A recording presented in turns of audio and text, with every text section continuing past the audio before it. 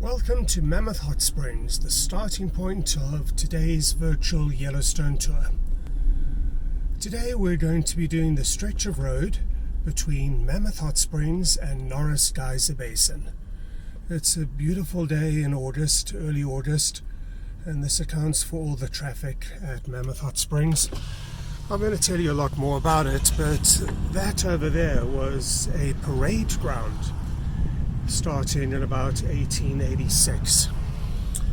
This is the Mammoth General Store. There's a gas station. The other historic buildings are behind us. And as we leave Mammoth, I'm afraid to tell you that there's been a death in the Mammoth family. And the death occurred up there in the upper terraces of the Mammoth Hot Springs, where the Canary Spring, the famous Canary Spring, has died. And I will tell you more about that as we continue on our way towards Norris Geyser Basin. These are the terraces over here. That formation that you can see more or less in the center of the picture at the moment is the Liberty Cap. You can see some beautiful hot springs and terraces over there, and then we see some that are unfortunately dormant.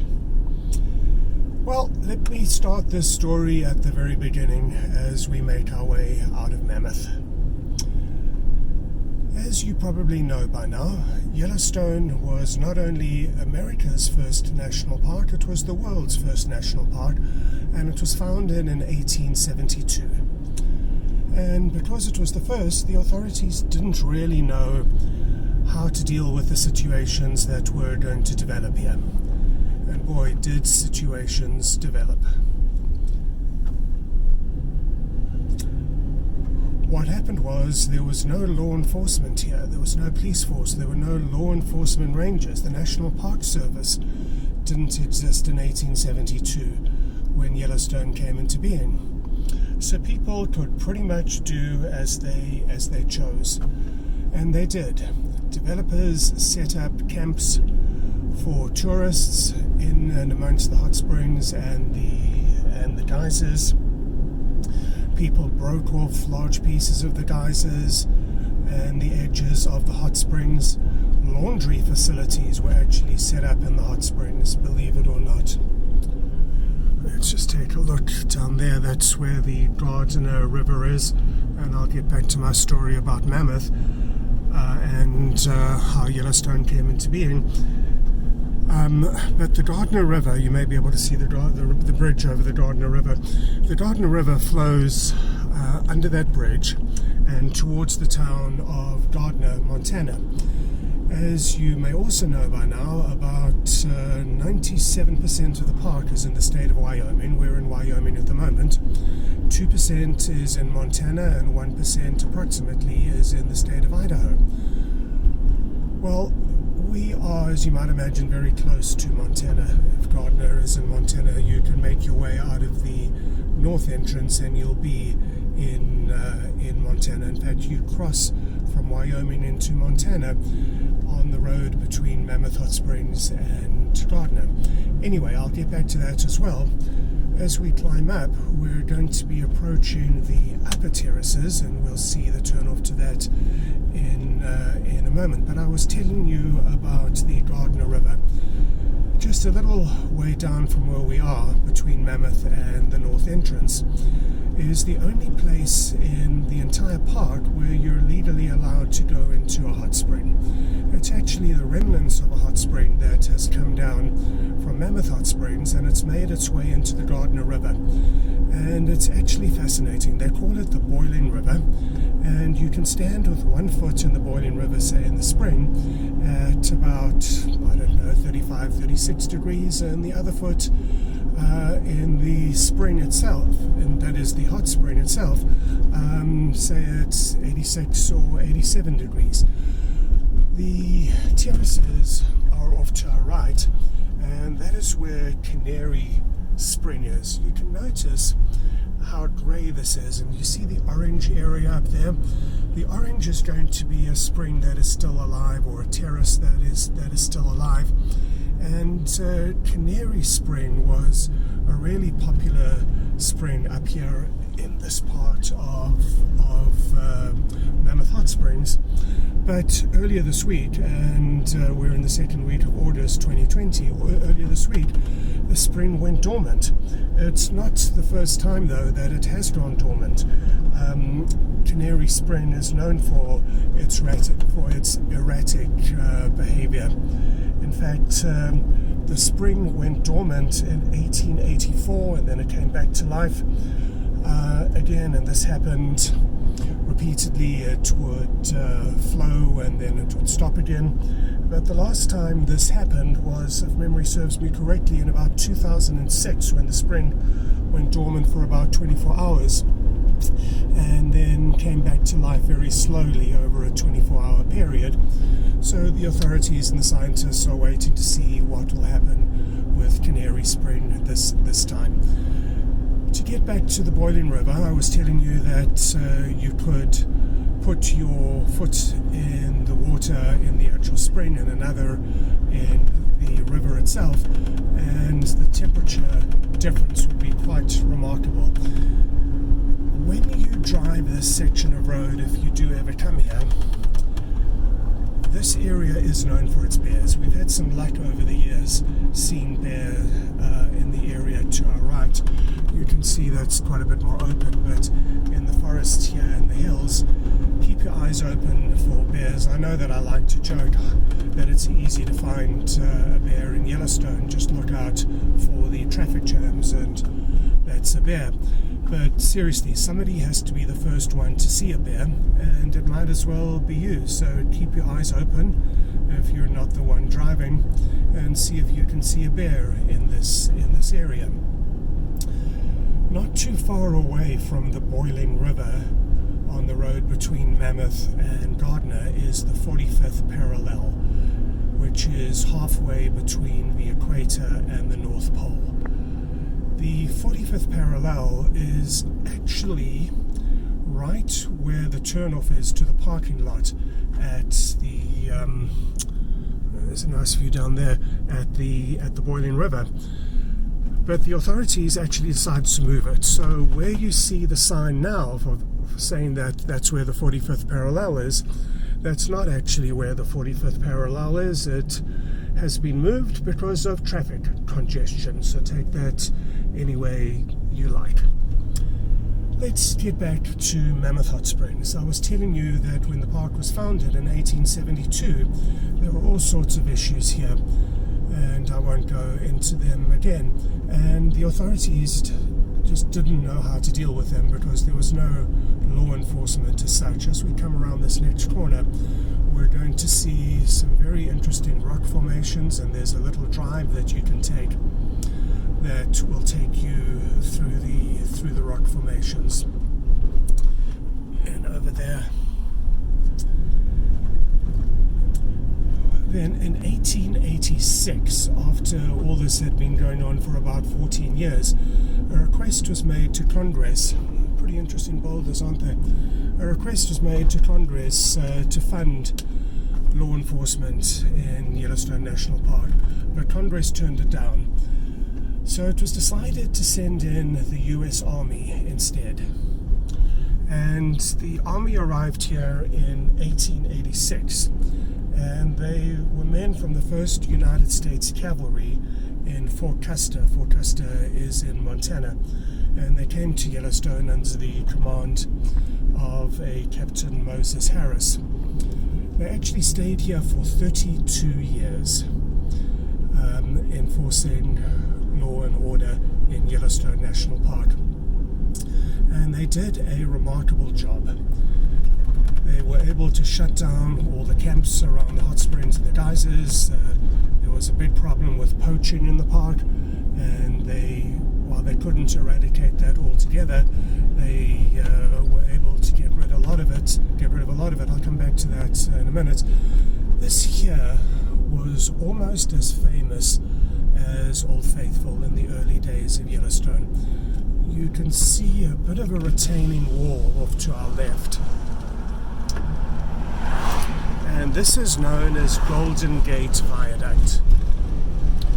And Golden Gate Viaduct in the early days of Yellowstone was regarded as being an engineering masterpiece. Off to the side over here is where the road had to be supported, and then all this rock here had to be cut away. And I'll get back to that in a moment. There's a very pretty waterfall over here. That's the Glen Creek, and many people, especially when they're traveling down towards Mammoth, and we're driving away from Mammoth, don't actually see it because you can't really see it from the road, but you can pull out either over here or back over there at the Golden Gate Viaduct pull-out area. Just remember the name Golden Gate Viaduct because I'm going to talk about it when I talk about Roaring Mountain. Off to our right and to our left are some parking lots for some incredible hikes, and I'll get back to that as well. But let's look at these mountains over here. We can't quite see Sepulchre Peak, but reading from that's Dominion. That's over there is Electric Peak, which is the highest peak in the Gallatin Mountain Range. These are all in the Gallatin Mountain Range.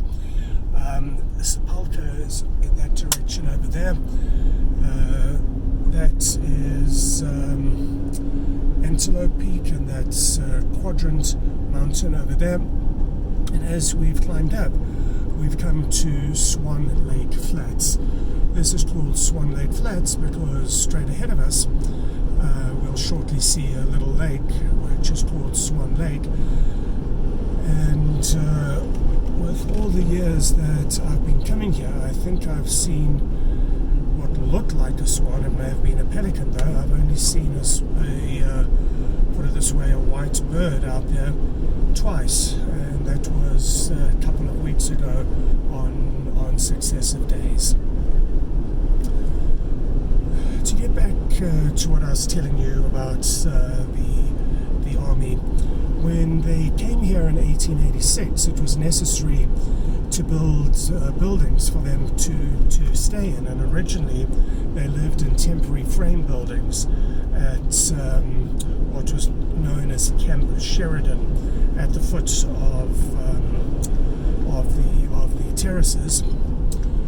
But the winters here are really, really cold, and it soon became obvious that the army was going to be here for a while, and it was going to be necessary to erect more permanent buildings, which is what the authorities did.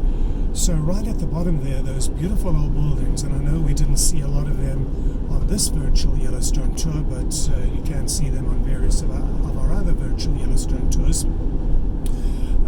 Those buildings are where the officers and men stayed in, and where the administrative functions for the army took place as well. And then I showed you where the parade ground is. Mammoth Hot Springs is the park's headquarters, and for that reason the road from Gardiner down to Mammoth stays open on a year-round basis, and it's one of the few roads in the park that does stay open year-round. That is the north entrance to Yellowstone National Park. There are 5 entrances to Yellowstone. You've got the west entrance, which is the busiest entrance, and that's at the small town of West Yellowstone, which is where we have one of our offices. And I'm afraid with the slow moving traffic today, this virtual Yellowstone tour could go on forever. I was telling you that the town of West Yellowstone is one of the entrances where we have our office. Then you have the northeast entrance to Yellowstone National Park, and the towns of Cook City and Silvergate are outside the northeast entrance.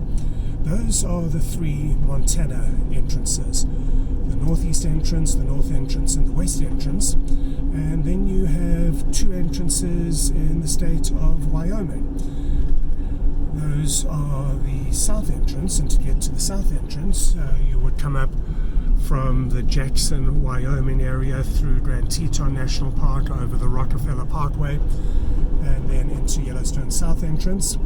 And then the east entrance, there isn't a large town or city really close to the east entrance of Yellowstone. The closest one is Cody, Wyoming, but that's a good 52 miles away, so it'll take you over an hour to get there. The north entrance is open on a year-round basis, and the road between the north entrance, which is where the town of Gardiner is once again, and Mammoth Hot Springs is also obviously open then. But there is another series of roads in Yellowstone that stay open in the winter months.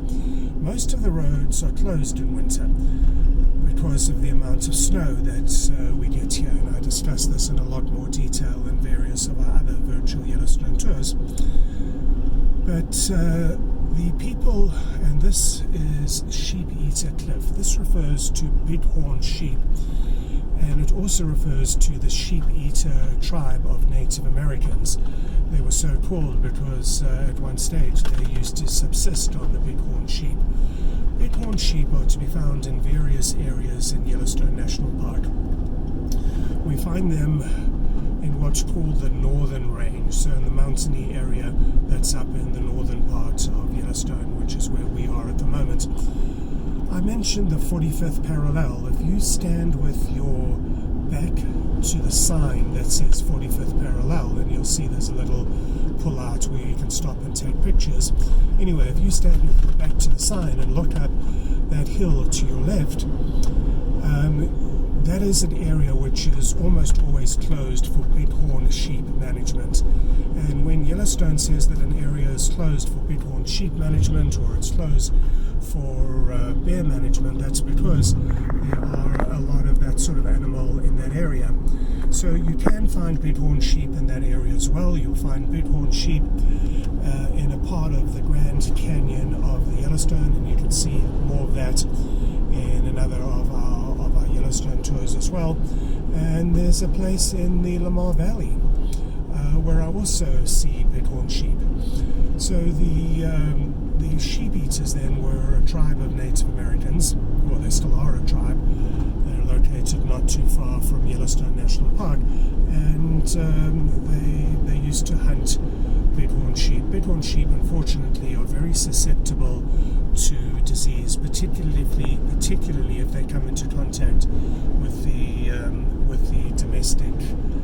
a domestic sheep herd. Anyway, I was telling you about the roads in Yellowstone. The road on the east side of Cook City and Silvergate is something called the Beartooth Highway, and because of the amount of snow that we get here, the Beartooth Highway is closed during the winter months and for some of the spring and late fall as well.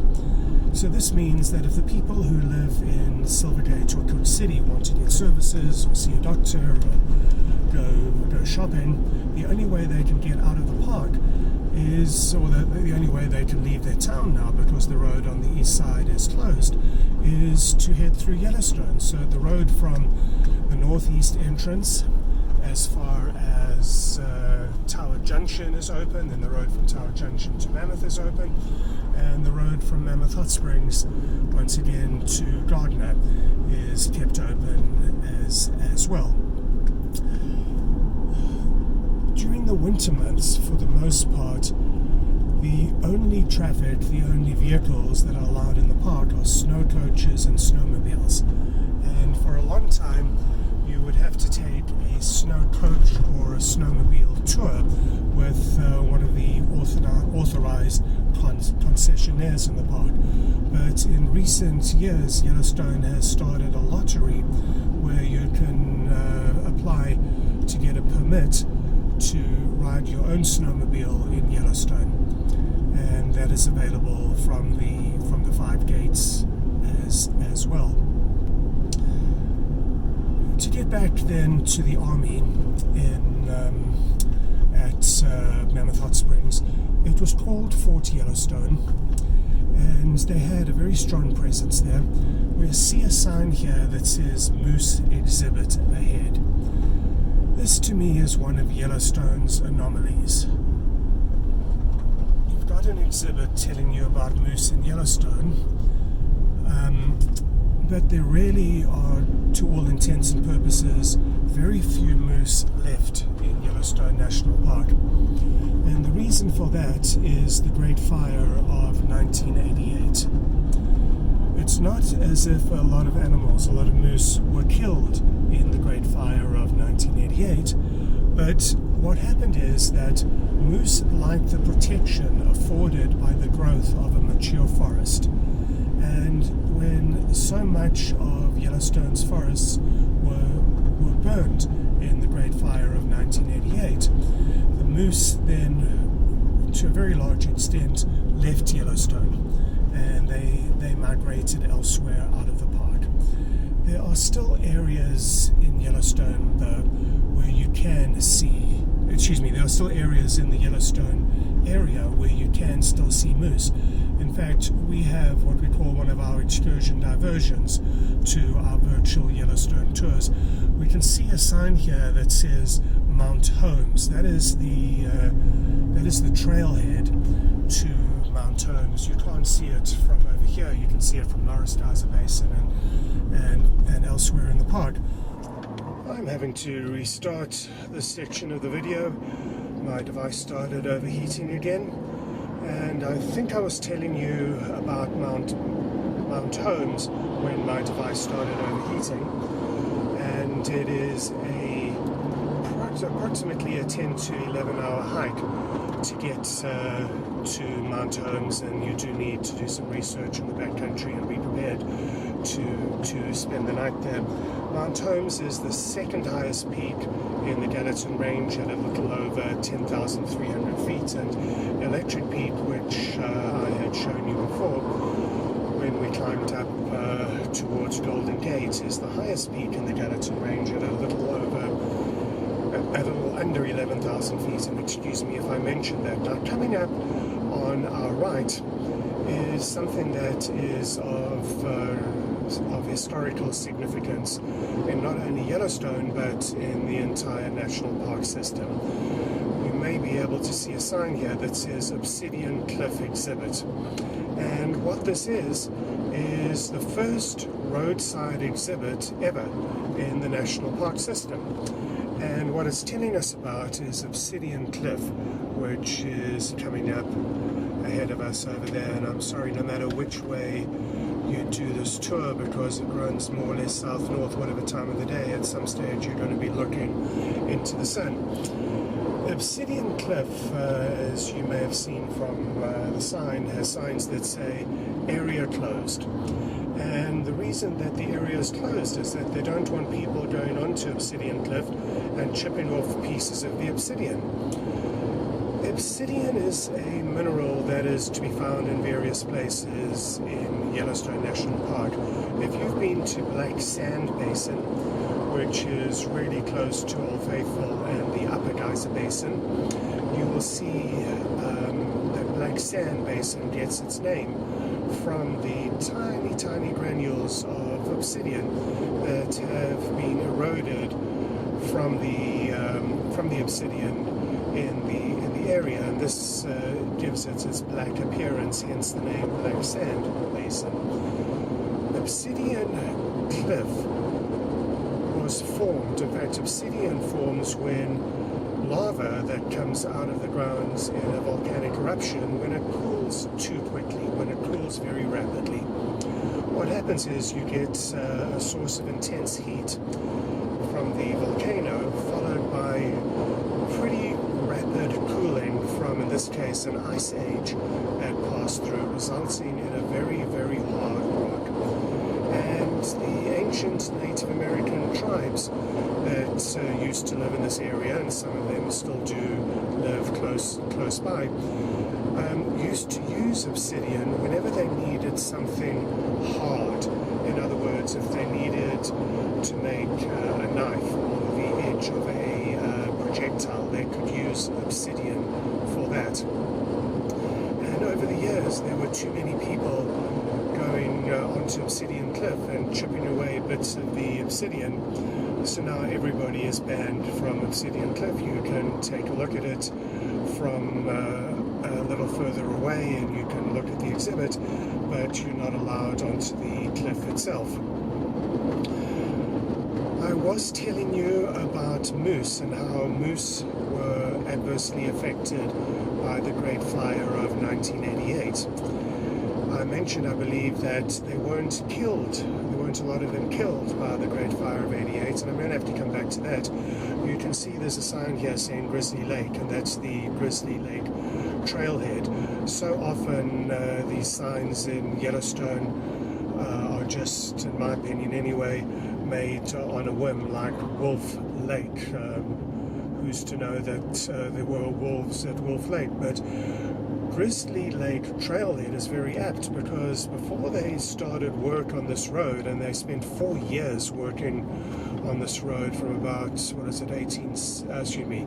2016 to 2019, I used to see grizzly bears over here, not infrequently, particularly a sow with a cub.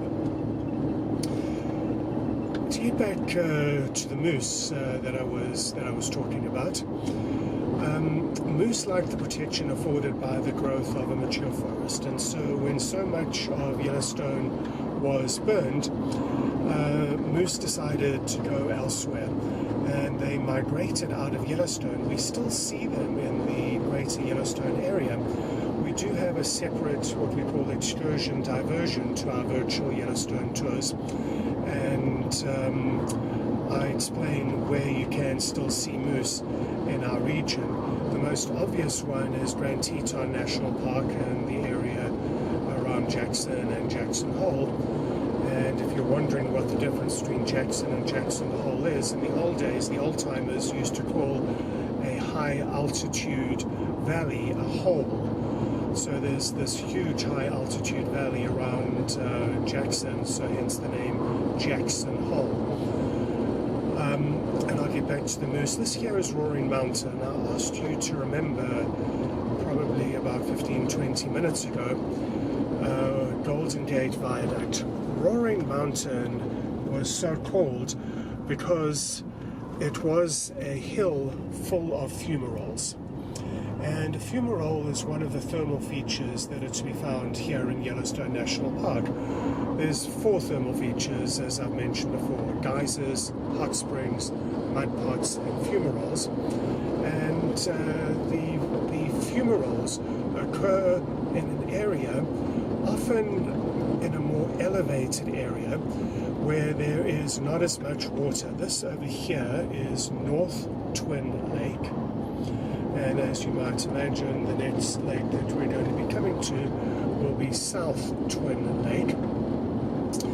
Fumaroles occur in an area where the water supply is somewhat limited, but there is a source of intense heat. Most of the water then has already disappeared. So what happens is that the water, what little of it is left, boils very rapidly, becomes steam, and starts roaring. Well, Roaring Mountain used to have a roar that could be heard 11 miles away, believe it or not. You could hear the fumaroles at Roaring Mountain all the way up at Golden Gate. Unfortunately, over the years, as Yellowstone's plumbing, if you like, has changed, the fumaroles no longer roar, but you can stop and listen to them hiss. Getting back to the moose once again, I mentioned that Grand Teton and Jackson are areas where you can still see moose, in addition to the west of the town of West Yellowstone, where one of our offices is located.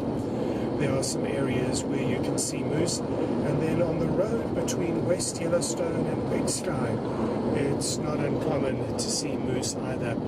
And I encourage you to take a look at that virtual Yellowstone tour on the moose of Yellowstone. You'll get a lot more information.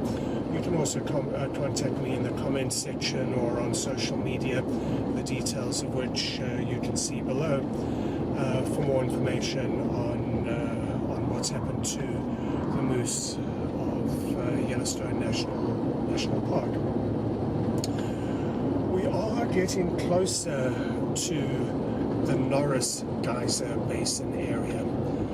Those of you who've watched several of these videos will know that I tell you, where you see an area where there is pale sand, like down over there, pale ground, that's generally a sign that there is or was a thermal feature there. What's happening is that, and this, by the way, where you see the sign Frying Pan Spring, the Park Service really did a really good job when they redid this road, which I mentioned to you.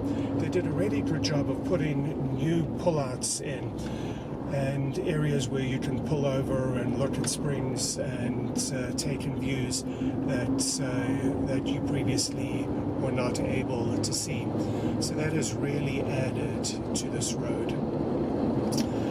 I was telling you about the sinter. Sinter is one of the minerals that gets brought up from underground by the thermal waters, by the geysers and the hot springs particularly, and it then gets deposited in the thermal areas, and hence the pale grey or lighter colour, almost white, that you see in these thermal areas.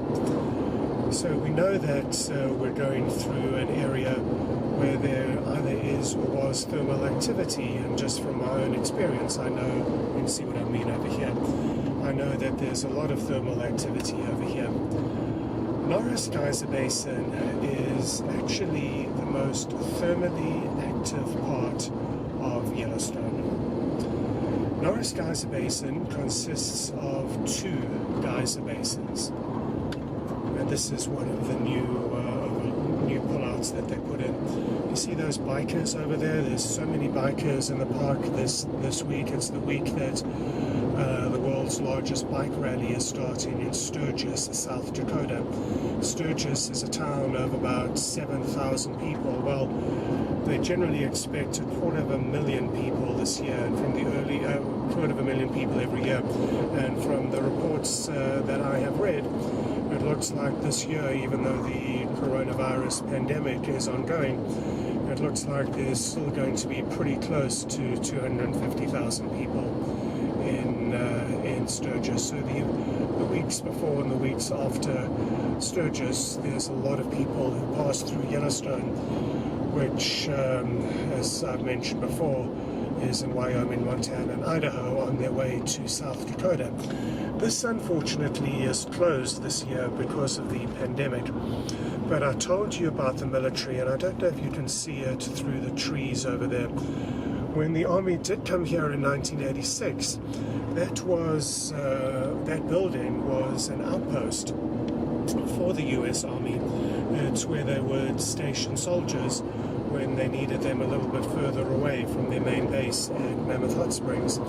It's now the National Park Ranger Museum, and it is well worth a visit when it is open. To get back to Norris Geyser Basin, I was telling you that it's the most thermally active part of Yellowstone. It's home to two basins, Back Basin and Porcelain Basin. And goodness, we are already at Norris Geyser Basin, and once again, I know that there's a lot of stories that I was telling you that I haven't finished, or that I would like to get to as well. But this is where I'm going to have to end this virtual Yellowstone tour. Thank you so much for joining me on today's virtual Yellowstone tour between Mammoth Hot Springs and Norris Geyser Basin. If you enjoy our virtual Yellowstone tours, please consider giving us a thumbs up and subscribing to our channel. Otherwise, see you in Yellowstone.